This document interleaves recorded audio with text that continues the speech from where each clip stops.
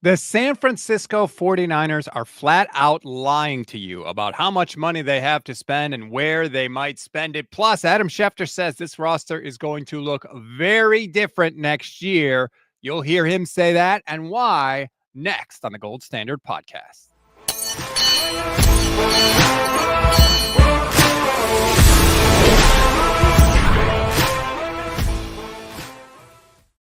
What is good, everybody? Welcome to the Gold Standard Podcast and the Gold Standard and the Fans First Sports Networks. I'm Rob Stats Guerrera, flying solo today. Levin had a little bit of a little incident at his house. He injured his hand.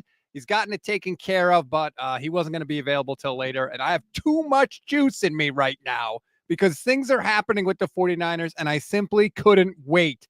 So maybe he'll pop on tomorrow, and we can do that and talk about it, but there's a lot of things going on in 49ers land that I need to talk to you about. And quite frankly, it's pretty simple. The Niners are flat out lying to you. They are gaslighting you. They are telling you one thing while the reality is simply the opposite. And they've got national insiders carrying their water, Adam Schefter being one of them. So let's do this. Let's let you hear some of Schefter. He was on with Pat McAfee yesterday. He also released a podcast episode and said largely the same thing. I will let you hear Schefter, and then I'll provide my proof, and you can decide for yourself. Here was Adam Schefter. This is on the Adam Schefter podcast, talking about the 49ers. They're going to lose talent in free agency. Talanoa Hufanga is going to be gone. Dre Greenlaw, I think, is going to be gone. They're going to lose a lot of talent in free agency. They're going to have to make cuts here to get under the salary cap. Okay, that last part is bizarre. They're $30 million, around $30 million, or $40 million, I should say, under the salary cap. So they don't need to make cuts to get under the salary cap. They're under already. Hey, Babe Moran, what's up? Shout out to you and all our YouTube channel members. So the 49ers don't need to make cuts to get under the salary cap. They're already here. And shout out to Steph Sanchez, who's apparently in the chat just to annoy me. I do appreciate that. So they've already got Schefter carrying the water saying, oh, they have to make these cuts. They have to make these cuts. They don't have to make these cuts, okay? They are under the salary cap already. What is happening, quite simply, is Jed York doesn't want to pay the cash anymore. That's it. He just doesn't want to pay it. He's paid it a lot over the last half decade. He's decided he doesn't want to do it. But that doesn't mean he doesn't have it, okay? It just means he doesn't want to do it. And the thing that is annoying me is that the 49ers are pitching this as if they don't have it, as if there's nothing they can do. These circumstances are beyond your control. That's not the case. They are choosing to go this route. And if you need proof, Tim Kawakami has tweeted it multiple times today, and he's tweeted it in the past as well. Here is what he wrote today. I've said it a million times. Last time for now. They've paid out a lot to try and win a Super Bowl. Top 5 in recent years in cash spending, and they went 6-11. They feel like they need to recalibrate that. They're not, all caps, not broke. They make tons of money. It's a reset. Let's see how it goes. And look, if Jed York had just said, hey, I've paid out a lot of money. I don't want to do it anymore. That would suck. But it's his money. He can choose what he wants to do with it, right? That's his right. I would criticize him for that, but it's certainly his choice. And if he said that, at least I would respect the fact that he was being open and straight and honest with us.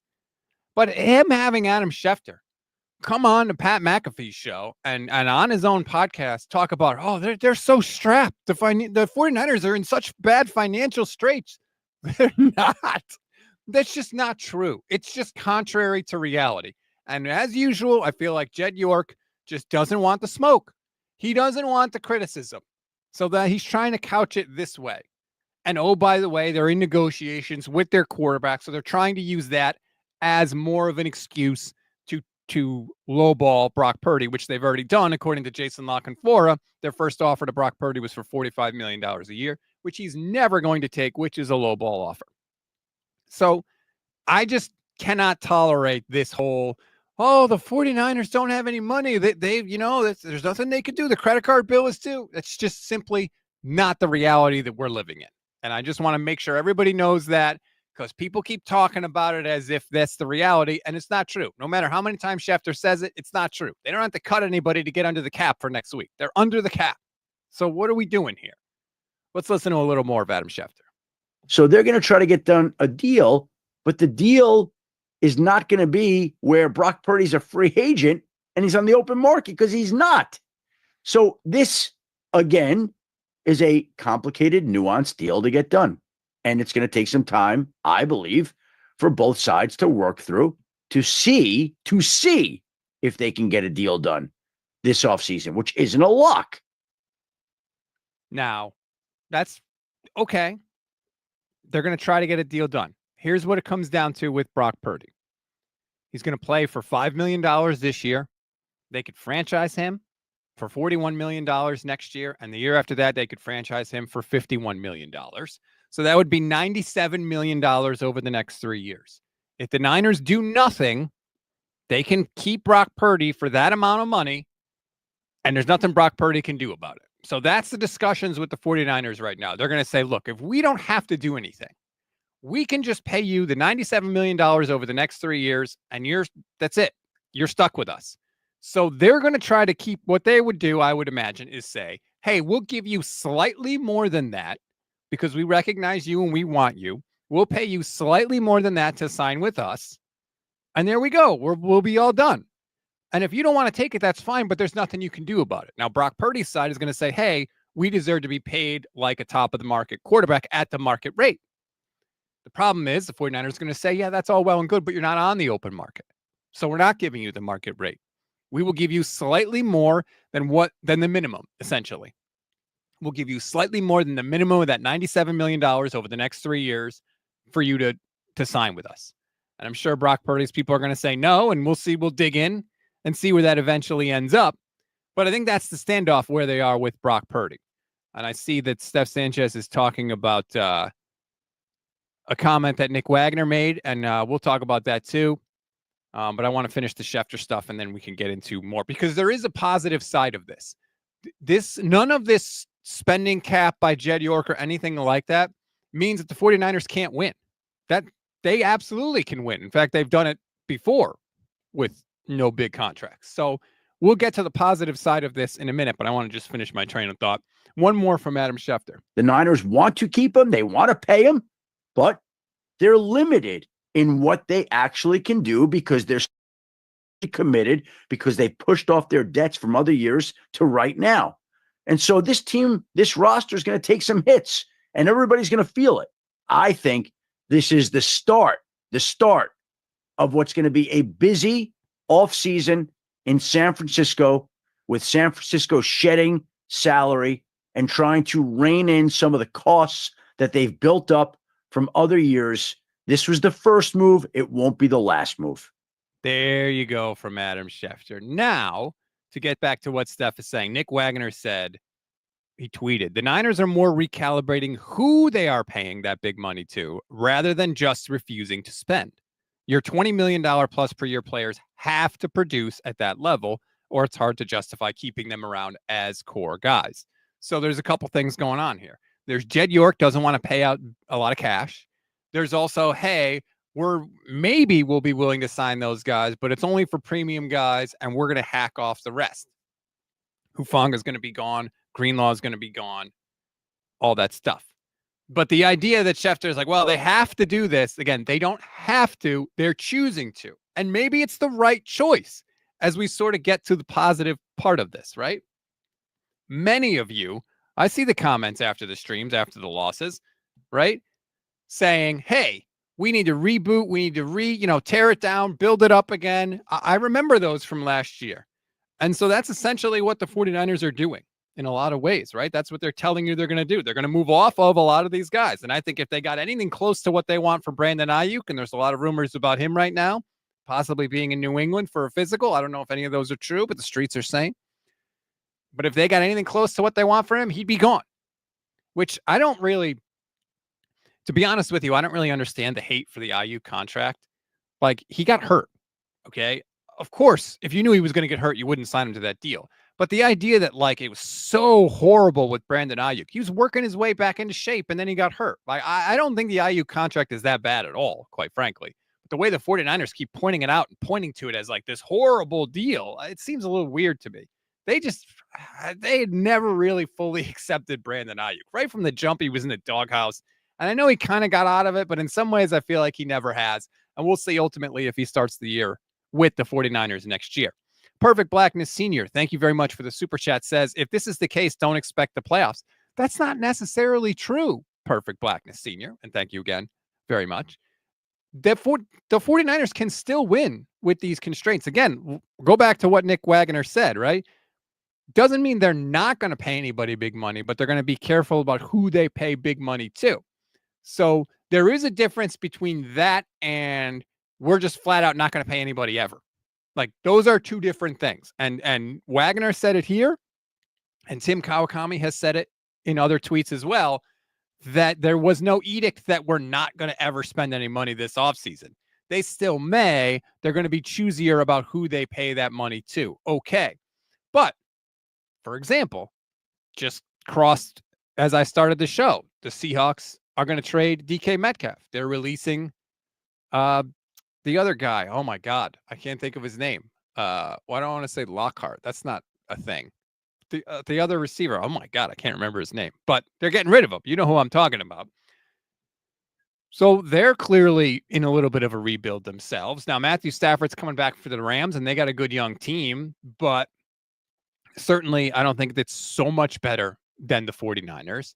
And in 2019, when the 49ers went to the Super Bowl, they did that primarily through draft picks. And that is what is going to happen now for the 49ers. We are 50 days away from the draft today.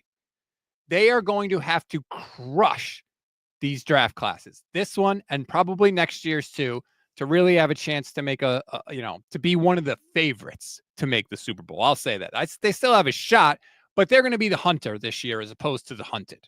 Past couple years, they were the hunted, right? They were the ones everyone was going to give their best shot to try and take them down. Niners are back to being the hunter now, I think. Doesn't mean they can't do it. They go out, they crush this draft class. Great. They get a bunch of good, young, cheap guys. If Brandon Aiyuk is still on the team and he comes back and contributes and some of their younger guys from last year step up, great. They absolutely can compete, but they're going to have to do it like they did it in 2019 when they were building this team, as opposed to being sort of at the top of the mountain and adding guys here and there, and, bringing in guys like McCaffrey and stuff like that. I think that it's not going to be like that for right now. Jed doesn't want it to be like that. Jed wants to keep the money. He wants to keep the cash. Okay. Again, that's his choice. But it just, as long as we all know that it's a choice that they are making. And I think, as Steph Sanchez smartly said yesterday on Bully Ball with Jason and Ponte, part of it is they're selling this fiction to Brock to try to keep his number down. 100%. 1,000%. The annoying thing about all this is the exact same strategy that they used with every other player, right? They did it with Kittle. They did it with Trent. They did it with Debo. They did it with Aiyuk. They did it with Bosa. They always lowball people and act like they don't have the money to spend. And it's never worked with them. It's never worked for them. They've lost all these negotiations. They've ended up paying big money, so much money that now they're telling everybody how annoyed they are by having to pay out all that big money. So you would think that instead of moving to get a deal done quickly with Brock Purdy and not lowballing him at first, right? And being able to hammer this thing out and get it done and get it off the books so that it doesn't turn into this big albatross. You would think that they would want to do that, but nope. They're doing the exact same thing they've always done. They're doing the exact same thing they've always done. Schefter said it's not going to get done for a while. Like, what are we doing here? It's you, Parag Marathe. You're the problem. It's you. You're not going to win these negotiations. Every player knows the 49ers blink. They always blink. You blinked all the time. Now, maybe this is part of Jed's edict, is that we're not going to do that anymore. We're not going to pay out these type of things. But I don't know. I got a hard time believing you're not going to blink on the quarterback, right? Maybe you decide, hey, we're going to put our foot down with Brandon Aiyuk, right? Or we're going to put our foot down with some of these other guys. We're not going to pay a 28-year-old Christian McCaffrey. Maybe you decide on that. The quarterback's going to be the one you put your foot down on when you have literally no other quarterbacks on the roster right now, and your alternatives at this point are what? Aaron Rodgers, Sam Darnold, who you're going to have to pay anyway. Those are your biggest alternatives. Maybe Kirk Cousins, if you could finagle, something with Atlanta. Okay, but you're going to have to pay those guys too. So it's just a very, very bizarre thing. It's a really, really bizarre situation that the 49ers are in. Astro says Purdy will hold out and miss the camp, get $60 million in August, and have a season-ending injury in September. Oh, no.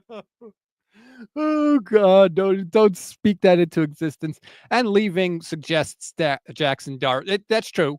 It's always possible the Niners could draft somebody in the draft. They have 11 picks, including 11 overall in the first round. If they did want to get crazy and aggressive and move up, we know they can.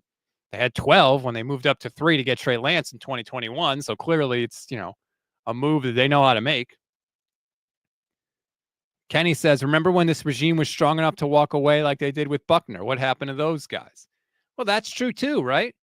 They decided early, pretty much by the combine, that it wasn't going to work with DeForest Buckner. That whatever structure he wanted, they didn't want to do, and they moved on early, and they traded him, and they got a valuable return for him. Now, what the return ended up being is a separate issue, right? Yeah, Javon Kinlaw stunk. Okay. But they decided early with DeForest Buckner. They made the move early. They got good value back, and then they were able to try and get more resources to help the team. That's exactly how they should handle this. That's the weird thing, is that they sometimes do the right thing, like with Buckner, like with Dre Greenlaw, right? They got his deal done right quick and in a hurry. Like Deommodore Lenoir last year. We didn't even know they were talking with Deommodore Lenoir. And then, boom, he gets a deal done. Great. Perfect. Why don't you do all your deals like that? That's the strange part. And you could say, well, it takes two to tango. Yeah, but if the tango starts and you find out the other person doesn't want to dance, then you move on. Then you end the song. Just turn the music off. And then you trade them. Like, it's not a difficult situation. Seems like it is for the 49ers anyway. From their perspective, it is. Jordan Matthews, thank you very much for the super chat, says, be prepared for Trent to ask for a trade. He has 1, maybe 2 years left, and he's not going to win a Super Bowl with this team. They could easily get a second. Personally, I think this is Trent Williams last year. I know there was a report that came out that he's training, or John Lynch said it actually. It wasn't a report. Lynch said it. He's training. He's coming back. That's good. Great. He's 37 years old. I really think this is probably his last go-around. Maybe he didn't want to walk away, after missing so many games and have his career sort of end like that. I don't think Trent Williams is going to play for very many more years after this. So that is the situation. The Niners have chosen to gaslight all of you. So no matter how many insiders say that, the financial constraints and all of this, they are the ones putting the constraints on themselves. All right. They're tying one hand behind their back voluntarily. They are choosing to do this. And again, none of it's necessarily means they can't win. None of this means they didn't need a sort of forest fire for this roster a little bit, a purging, let's say. That's probably a better word, a purging of the roster. They probably did, but just don't believe that they had no other choice. That's my only thing that I want to convey to people, right? Because some people think I'm all doom and gloom and all that stuff. That's not what I mean. They could still win. This could be the right decision for the franchise. I just don't want people to believe the narrative that's coming from these insiders about how they don't have the money and they have no choice and the credit card bill is due, because it's just not true. Moonman Ed, YouTube channel member, shout out to you and all our YouTube channel members, says, Robs, what's the point behind all the gaslighting? Jed doesn't want the smoke. They don't want the smoke and the criticism. That's really what it is. He doesn't want to put the cash out anymore, and he doesn't want people to criticize him for it. So he wants people to think he doesn't have it after spending, at the top of the league in terms of cash spending for the past half decade. That's it. Billionaires don't like the smoke, especially Jed, because Jed always wants to be at the cool kids table. That is Jed York in a nutshell. He wants to be loved. He wants to be his uncle, really. He wants to be Eddie DeBartolo, but he's not Eddie DeBartolo. He's more a York than a DeBartolo, quite frankly. The York's primary concern is making money, is treating the 49ers as a business and a money-making business. I hate that from my owner, but he owns the team. He can do what he wants with it, right? It's his right to treat it that way. But that's generally how he treats it. He treats it like a business, but he wants to be looked at and revered like Eddie DeBartolo. And you can't have it both ways. DeBartolo was revered because of what he did and how he treated the players and how he did everything he could to put the resources back into the team to get the best team possible. And Jed did that for a little while. He did. Like, you have to give him some credit because they went pedal to the metal, let's say, for about half a year, for about a half a decade. There was really nothing you could say in the last 5 years where Jed York didn't come through when the Niners asked him for something. And Kyle and John Lynch have been honest about that. And they've talked about it. Kyle specifically has talked about it, how he gives credit to John. He's always very grateful. And he mentions specifically every time they go to him that he gives them what they want. And that's not the case everywhere around the league. And Kyle's grateful to that. And he's been true.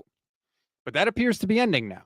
It appears to be over. And it also appears that apparently Jed York was really just waiting for the team's performance to kind of fall off so that he could do this, right? And be a little more justified in it. Astro says, stats, did you read Eric Branch's story? Last year, the 49ers spent $334 million on a $255 million cap, number one in the NFL, and went 6-11. I did read that. In fact, I noticed that multiple 49ers beat writers had that little nugget in their story. Gee, I wonder why. Yeah, and that's true. They did go 6-11 last year, but you know what? Like, injuries happen. Injuries happen. Sometimes football goes that way. We saw in 2020, they got a bunch of injuries, right? They were horribly injured. They were crippled. They stunk in 2020. 2021, they were healthier, and they were in the NFC Championship game. So again, it's not like Jed York doesn't know that, right? Of course he knows that. But when you're looking to do this, you look a hell of a lot more justified in doing it if you decide, hey, we're not going to pay out as much cash after a 6-11 season than you do if you were to do it after an NFC Championship game season, right? If the Niners made the NFC Championship game last year and all the exact same stuff was happening, people would say, what the hell is Jed York doing? How could he do this? How could he be so cheap?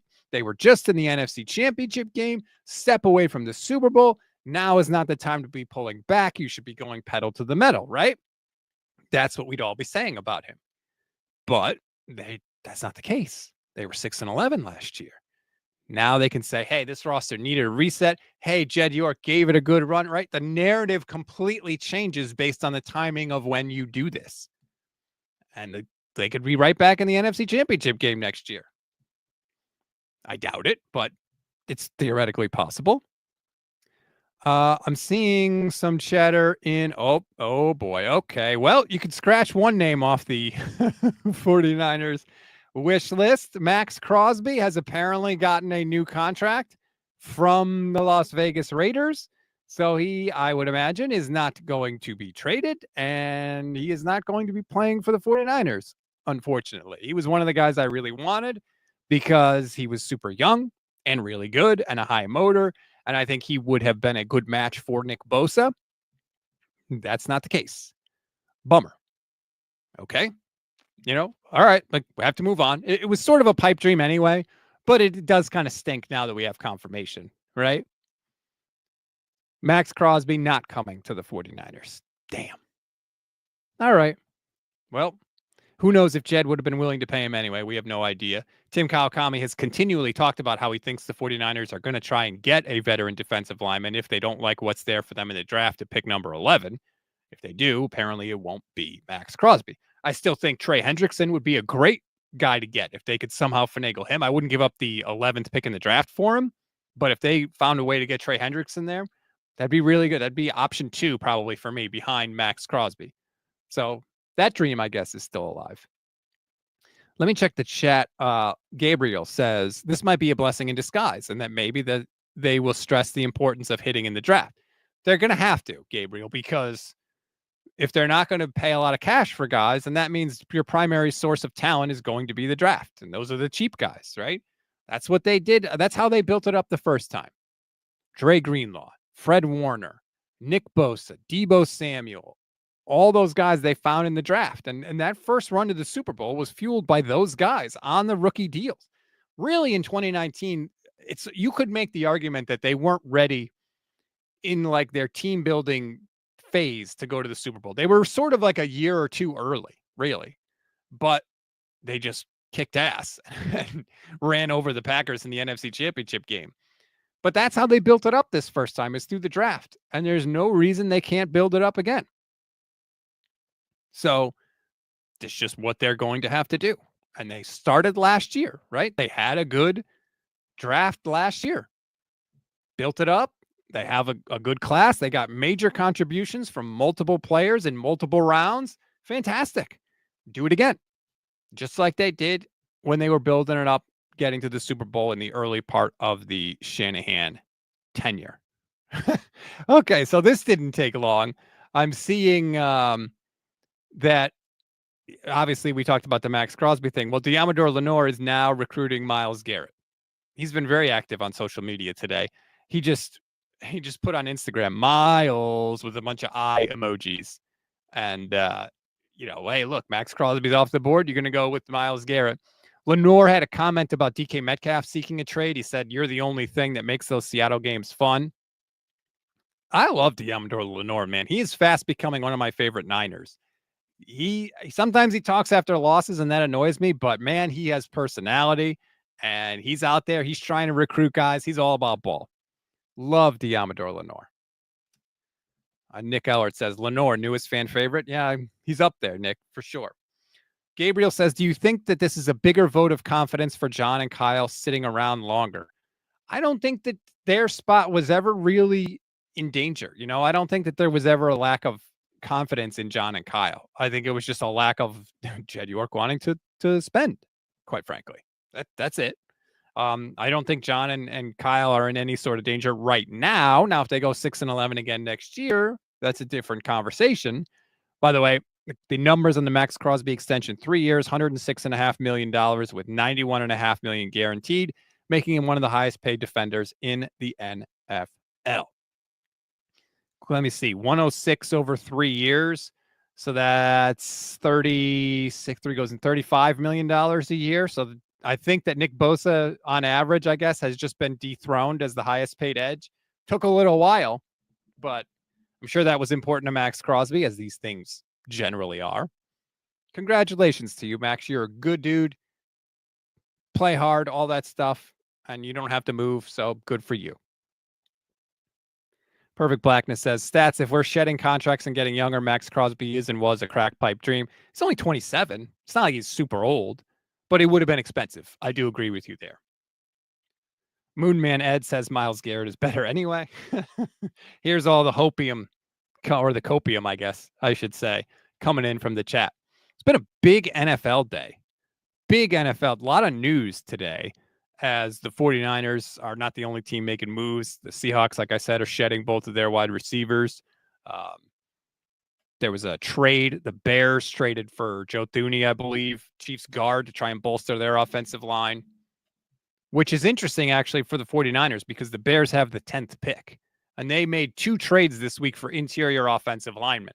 So you would think that maybe the Bears probably are not going to go offensive line at the 10th pick, which means, do they go defense? Do they take maybe one of the defenders the Niners wanted at 10 now that they don't have to worry about their offensive line? Like if the Niners wanted, I don't know, pick a guy, Walter Nolan or Mason Graham or someone like that.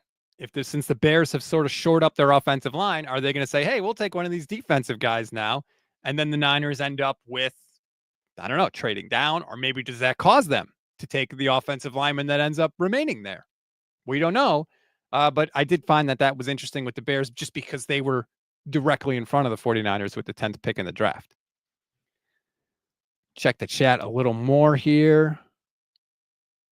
Okay. So we can get into the Aiyuk stuff a little bit. There were rumors that he's in New England getting a physical. I have no idea if that is the case.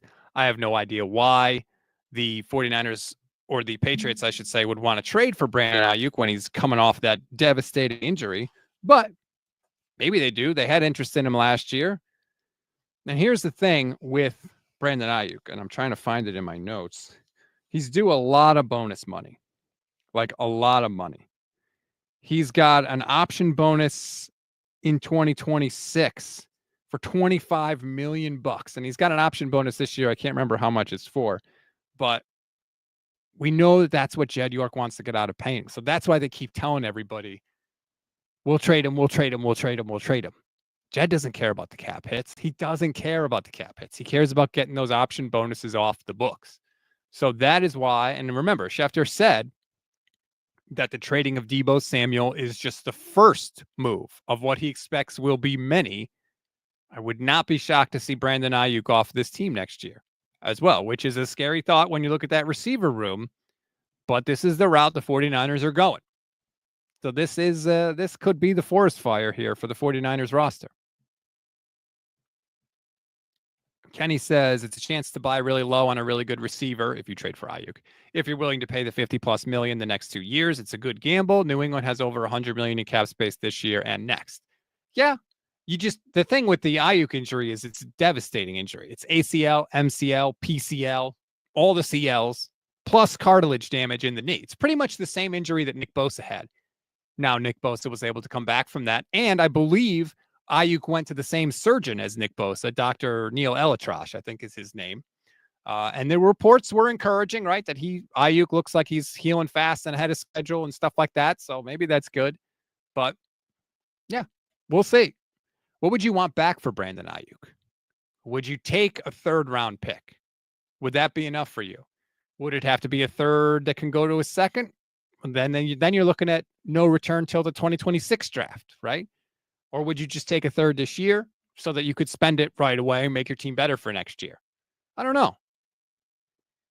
I haven't really thought about it.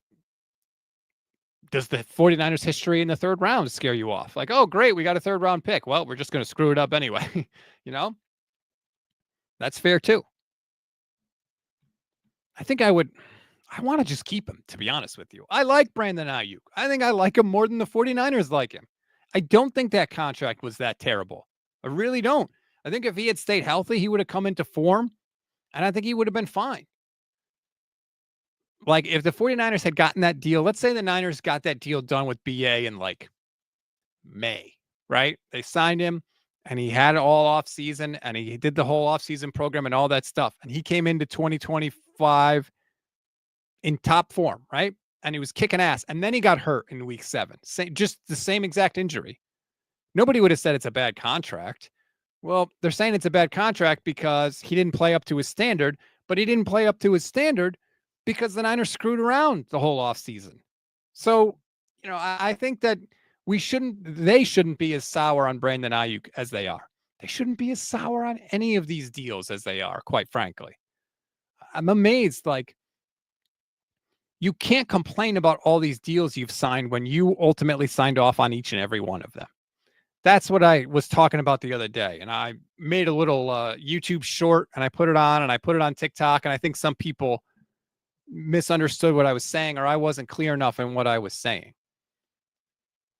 The 49ers, if they didn't want to sign these guys, shouldn't have signed them. Now, you could say, hey, well, they were trying to win, whatever. Okay, that's fine. But you ultimately signed off on the move. So if you're the one that ultimately signs off on the move, you can't complain about the move after it happens. And that's what's bugging me about this whole situation, is that they agreed to pay Nick Bosa. They agreed to pay Deebo Samuel. They agreed to pay Brandon Aiyuk. If you really thought that those guys weren't worth those contracts, then you never should have signed them. But you did. So you have no one to blame but yourself. And yet they seem to want to, I don't know who they're trying to blame. They're trying to blame somebody that's not them. I guess in a weird way, Kyle Shanahan, because it's like they're kind of saying, well, he sort of forced me to do it. I'm just checking Twitter. Tim Kawakami is just responding to 49ers fans who sort of don't understand what's going on with Jed York. But I think it's hard for people to grasp that the Yorks just don't want to spend the money. It's the truth, though. They don't want to spend the money. Have they spent a lot of cash over the past 5 years? Yup. No doubt. Indisputable. Do they have that cash to spend? Yep. So that's the thing. And it's much easier to believe them like, oh, well, we spent a lot and now we don't have more. Here's the thing. Again, they don't live on the same planet as we do. Like, you could spend tens of millions of dollars, hundreds of millions of dollars. If you have $1 billion, if you are a billionaire with a B, that is so much more. I keep telling people this. The difference between 1 million and 1 billion is way more than people think. 1 million seconds is 11 days. 1 billion seconds is 31 years. So yes, the 49ers have spent tens of millions of dollars, hundreds of millions of dollars. Yep, they have. They have hundreds and hundreds and hundreds and hundreds of millions more. That's the thing. They don't, it's not like you or me where you're like, hey, I spent a lot of money recently, right? Oh, we went on vacation and then we had to get our car fixed. And man, we really spent a lot of money. So now we don't have any left. We got to, hunker down and save up again. That's not the world that the Yorks and NFL owners live in. It's not. And I know they're doing upgrades to Levi's Stadium for the Super Bowl. Great. Don't worry. The league has a program that can help owners pay for that. I promise you, we don't need to hold any bake sales for the Yorks. Believe me, they've got the cash. They're just trying to put it out there like they don't. Gabriel says Tim K sounds like he's going to flip his lid this offseason with all these questions. Yeah. I think that fans generally want to believe the stuff that the teams are saying. But you can't. And I think with this regime, it's shown us that you can't. I want to read this tweet because I think it's interesting. Tim says, if the 49ers screw up their roster because they're too stubborn or too cheap, I will gladly and trust me say so, and I will write it repeatedly. I get that fans dislike context and want to scream it's all one thing or all another thing. I'm not disputing your right to be constantly angry. But if you really want to understand why things are happening, if you want to be mad or happy for the right reasons, you need context. And that's the context that Tim is trying to provide. I just wish somebody would call Adam Schefter out on it. Like when Schefter says the 49ers have to release guys to get under the cap next week, that's just incorrect. Like that is incorrect objectively. And McAfee's not going to do it because, of course, he's McAfee. It's not his deal. But somebody needs to. Somebody needs to say that's just not true, Adam. They're around $40 million under the cap. So what are you talking about? And I would love to hear his response. Because then I think he would have to say a lot of what we're talking about. Oh, the cash spending, the guaranteed money, blah, blah, blah. But no one has said that. And that's what, look, these insiders do this, man. They carry this water so that when news breaks, they get a 5-minute heads up and they can be the one to tweet it out first. That's why they do this. This is that simple. They, more than ever now, the whole insider team thing, it's a lot closer. Insiders used to have to provide information because there was no Twitter. There was none of that. It was just, hey, we happen to have ESPN, and it was whatever came over the bottom line on ESPN. And then insiders became insiders because they would quote unquote break news of transactions that we would all hear about anyway, right? Oh, the Seahawks are going to release Tyler Lockett. I remembered his name, Tyler Lockett. Oh, DK Metcalf's going to request a trade. Yeah, they used to tweet all that stuff out. And it used to be like, oh my God, this is breaking news. The teams all put that info out themselves now. We don't need insiders for that anymore. And so because of that, being a quote unquote insider has gone from breaking news and getting stuff out there that teams might necessarily want out there to now just getting a 5-minute heads up on the news. And so in order to get that 5-minute heads up, you have to remain in the good graces of these teams and these GMs and these coaches. And the way you do that is from time to time, you got to carry water. And that's what's happening now. You got to carry water. So that's why when you hear that, the 49ers don't have the money to pay Brock Purdy, they could only go up to a certain amount. It's bullshit. That's bullshit. They can go up to whatever they want. Okay. Whatever they want. They're choosing not to. And that's the difference. And as long as you know that, that's my only mission with this show, is just so that hopefully everybody knows that it's BS and that they're making these decisions consciously. It's not something that's outside of their control. What is Why are people talking about Aaron Rodgers in the chat? I really hope that you guys haven't seen something that I haven't seen, because I will flip out if Aaron Rodgers is coming to the 49ers. I don't think that's the case. I think you guys are just messing with me. Please don't mess with me. I can't take that. I don't ever want to have to be in a position to root for that guy. Let's see. The Cowboys have restructured Dak's contract, opening up $36.6 million in cap space. Yeah, that's not a surprise. They were going to need to do that when you saw that contract. Schefter has tweeted, Max Crosby's extension is the first of what should be a busy offseason for a group of pass rushers in line for new deals. Hendrickson, Myles Garrett, TJ Watt, Micah Parsons, Aiden Hutchinson. Ooh, Aiden Hutchinson's a tricky one coming off that injury. Yeesh, I would. Maybe you get him at a discount because of it. But again, you don't know. He's in the same boat as Brandon Aiyuk. You don't know how he's going to respond, man. We think of these guys as machines, but it doesn't work like that. It doesn't work like that at all. And Richard says, is Bosa going to hold out for a new contract now that Max Crosby has beaten him in the average per year? That probably wouldn't be smart from Nick Bosa at this particular time.